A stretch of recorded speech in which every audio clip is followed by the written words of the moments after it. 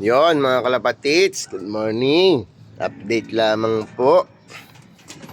Bibisitahin po natin ngayon ng ating painakay. Bibisitahin natin ang ating painakay.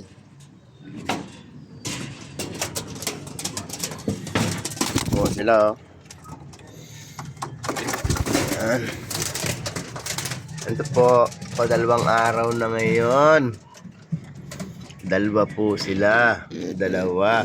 Gagalit ang ina. Ayan po. Padalawang araw po yan ngayon. Mga kalapatids. Ere nga po palang isa. Tinanggal ko na yung isang itlog. Dahil wala pong laman. Isa talaga po ang may laman. Isa lang po talaga. Yung isa po tubig yung laman. Kaya isa lang po siya.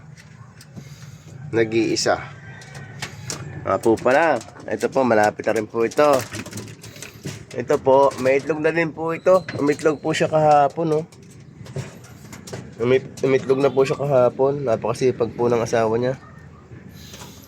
Bahala na po sila diyan kung tayo po sa bahay. Nga po pala, mga kalapatids.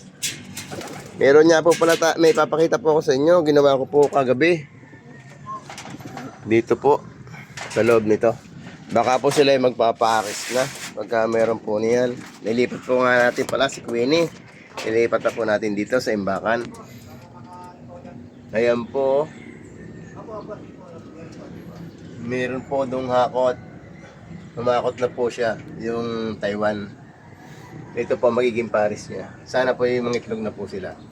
Yan po, ginawa po natin sila ng pahingahan o kanilang bahay. Ito po sila nag-alampit. At yun lamang po. Maraming salamat po mga kalapatid sa inyong suporta.